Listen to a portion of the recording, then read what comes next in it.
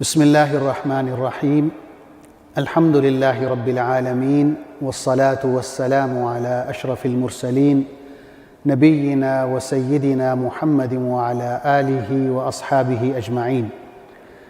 ناظرین السلام علیکم۔ سیرت النبی صلی اللہ علیہ وسلم کے حوالے سے ہماری گفتگو جاری ہے اور آج اس سلسلے کا 15واں پروگرام ہے۔ پچھلے پروگرام میں عرض کر رہا تھا کہ نبوت کے 11ویں سال میں ذوالحج کے مہینے میں مدینہ سے 6 لوگ آئے اور حضور اکرم صلی اللہ علیہ وسلم کے ہاتھ پر مسلمان ہوئے اور واپس چلے گئے مدینہ۔ اگلے سال یعنی نبوت کے 12ویں سال ذوالحج کے موقع پر ہی مدینہ سے 12 لوگ آئے اور ان 12 میں سے 5 وہ تھے جو پچھلے سال آ چکے تھے، 7 لوگ نئے آئے اور حضور اکرم صلی اللہ علیہ وسلم سے ملے، آپ کے ہاتھ پر بیعت کی اور مسلمان ہوئے۔ حضور اکرم صلی اللہ علیہ وسلم نے ان سے بیعت لی۔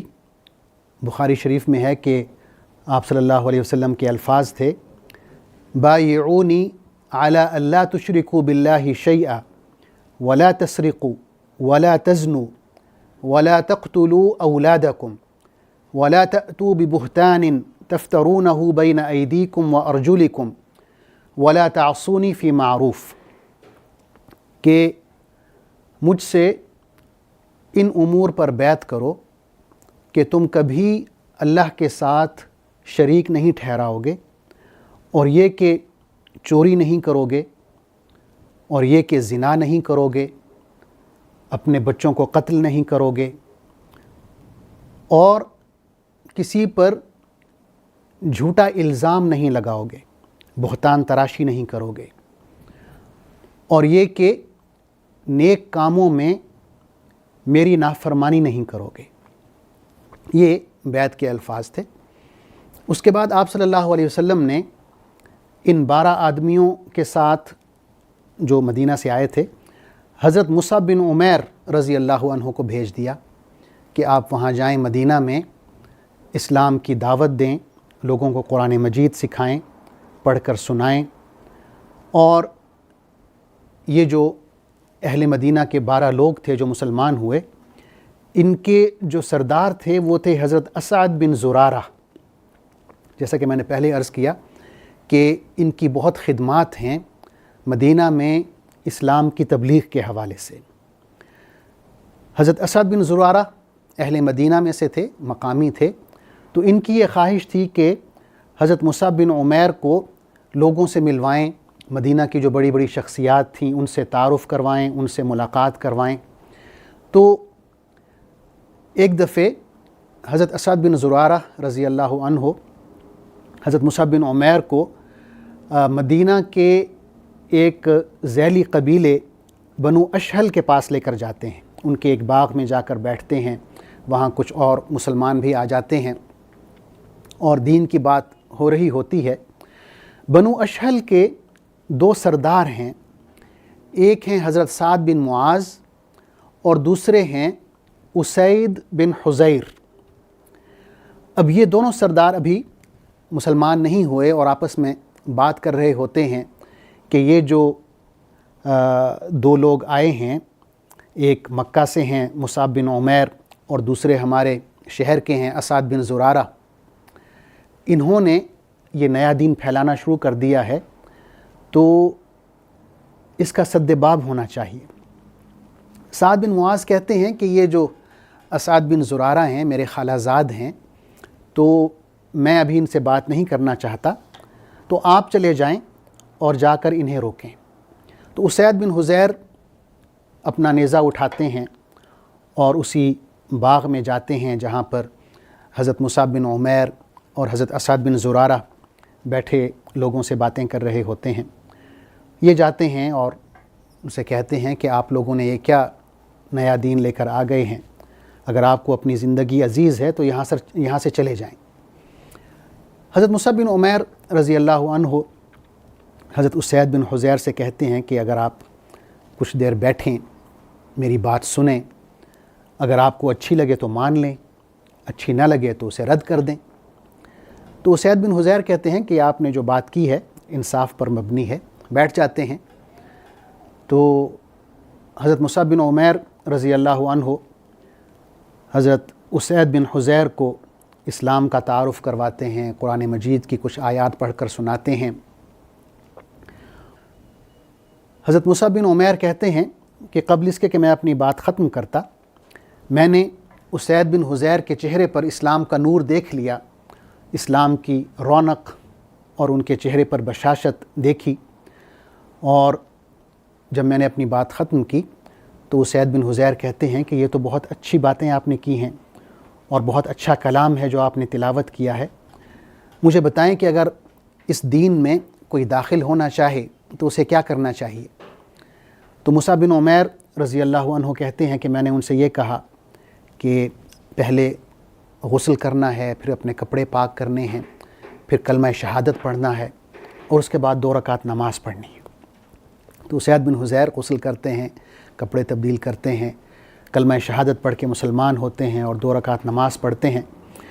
اس کے بعد کہتے ہیں کہ بنو اشہل کے ایک بہت بڑے سردار ہیں، اور اگر وہ مسلمان ہو جاتے ہیں تو ان کی قوم کا کوئی شخص پیچھے نہیں رہے گا، اور ان کا نام سعد بن معاذ ہے، میں جاتا ہوں انہیں لے کر آتا ہوں، آپ ان سے بات کریں۔ اسید بن حضیر واپس آتے ہیں سعد بن معاذ کے پاس۔ سعد بن معاذ اپنے ساتھیوں کے ساتھ بیٹھے ہوتے ہیں، اور اسید بن حضیر کو آتا دیکھ کر کہتے ہیں کہ جس چہرے سے یہ گئے تھے یہ اس چہرے سے واپس نہیں آ رہے، ان کا چہرہ بدلا ہوا ہے۔ لیکن وہ خاموش رہتے ہیں۔ اسید بن حضیر انہیں اپنے ساتھ لے کر جاتے ہیں حضرت مصعب بن عمیر کے پاس۔ تو سعد بن معاذ بھی وہی کہتے ہیں جو اسید بن حضیر نے کہا تھا کہ یہ کیا دین ہے جو آپ لے کر آ گئے ہیں۔ وہ اپنے خالہ زاد حضرت اسعد بن زرارہ سے بھی کہتے ہیں کہ آپ سے میری رشتہ داری ہے، ورنہ میں آپ سے بات کرتا، اور یہاں تک جو نوبت آئی ہے میں نہ آنے دیتا، آپ کو میں پہلے روکتا، اور مجھے نہیں تھا اندازہ کہ آپ اس نئے دین کو ہمارے گھر تک لے آئیں گے۔ تو حضرت مصعب بن عمیر بھی آپ سے وہی بات کرتے ہیں جو آپ سے پہلے وہ حضرت اسید بن حضیر سے کر چکے تھے۔ ان سے کہتے ہیں کہ آپ اگر بیٹھیں میری بات سنیں، اگر اچھی لگے تو مان لیں، بری لگے تو رد کر لیں۔ تو سعد بن معاذ بھی وہی جواب دیتے ہیں کہ آپ نے جو بات کی ہے انصاف پر مبنی ہے، میں آپ کی بات سنتا ہوں، آپ بولیں۔ تو حضرت مصعب بن عمیر رضی اللہ عنہ انہیں بھی اسلام کا تعارف کرواتے ہیں، قرآن مجید کی تلاوت کرتے ہیں، اور جو ایک جامع تصور ہے اسلام کے بارے میں وہ بتاتے ہیں۔ اور ان کے بارے میں بھی حضرت مصعب بن عمیر یہی کہتے ہیں کہ قبل اس کے کہ وہ کوئی بات کرتے، ہم نے ان کے چہرے پر اسلام کا نور اور ایک چمک اور ایک رونق دیکھی۔ جب میں نے بات ختم کی تو حضرت سعد بن معاذ نے بھی یہی کہا کہ اگر کوئی شخص اس نئے دین میں داخل ہونا چاہے تو اسے کیا کرنا چاہیے؟ تو میں نے ان سے یہی کہا کہ غسل کریں، کپڑے تبدیل کریں، اپنے کپڑے پاک کریں، کلمہ شہادت پڑھیں، اور پھر 2 رکعت نماز پڑھیں۔ انہوں نے ایسا ہی کیا، اور اس کے بعد وہ اپنی قوم کی طرف، بنو اشہل کے جو لوگ ہیں قبیلے والے، ان کی طرف جاتے ہیں۔ ان سے کہتے ہیں کہ اے بنو اشہل کے لوگوں، تمہارا میرے بارے میں کیا خیال ہے؟ تو وہ سارے اپنے سردار حضرت سعد بن معاذ سے کہتے ہیں کہ آپ ہمارے سردار ہیں، ہم میں سب سے زیادہ عقل و دانش کے مالک ہیں، ہمارے خیر خواہ ہیں۔ تو سعد بن معاذ یہ کہتے ہیں کہ اگر یہ بات ہے تو میرا تم سے کلام کرنا، بات کرنا اس وقت تک حرام ہے جب تک تم اللہ پر اور اللہ کے رسول پر ایمان نہیں لے آتے۔ تو اس روز شام سے پہلے پہلے بنو اشہل کے سارے مرد اور ساری کی ساری عورتیں مسلمان ہو چکی ہوتی ہیں، جو کہ ایک بہت بڑی اچیومنٹ ہوتی ہے۔ اگلے سال یعنی سن 13 نبوی میں، نبوت کے 13ویں سال، حضرت مصعب بن عمیر رضی اللہ عنہ مکہ جاتے ہیں اور حضور اکرم صلی اللہ علیہ وسلم کو رپورٹ دیتے ہیں مدینہ کے حوالے سے کہ کس طرح مدینہ میں اسلام پھیل رہا ہے، اور اہل مدینہ جو ہیں ان کی کیا صفات ہیں، وہ کتنے اچھے لوگ ہیں، کتنے وہ مخلص ہیں اسلام کے بارے میں۔ اور یہ کہ اسلام پھیلنے کے جو مواقع ہیں مدینہ میں وہ بہت زیادہ ہیں۔ حضور اکرم صلی اللہ علیہ وسلم خوش ہوتے ہیں یہ ساری باتیں سن کر۔ اسی سال یعنی نبوت کے 13ویں سال ذوالحج کے مہینے میں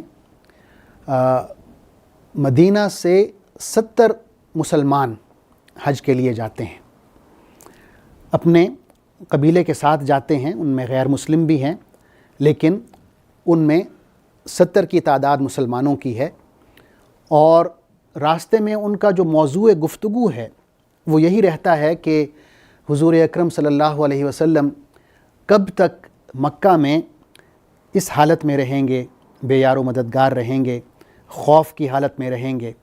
انہیں اب مکہ میں نہیں رہنا چاہیے، ہمیں چاہیے کہ انہیں ہم دعوت دیں، وہ ہماری طرف آ جائیں، مدینہ میں آ جائیں۔ تو حج کے موقع پر یہ جو 70 مسلمان ہیں مدینہ سے، یہ حضور اکرم صلی اللہ علیہ وسلم کے ساتھ مکہ میں مینا میں ایک خفیہ ملاقات کرتے ہیں۔ اس ملاقات میں کیا باتیں ہوتی ہیں، کیا طے ہوتا ہے، وہ انشاءاللہ میں اگلے پروگرام میں عرض کروں گا۔ تب تک کے لیے اجازت دیجیے۔ اللہ حافظ، والسلام علیکم ورحمۃ اللہ وبرکاتہ۔ اللہم صلی علی سیدنا محمد وعلی آلہ وصحبہ وسلم۔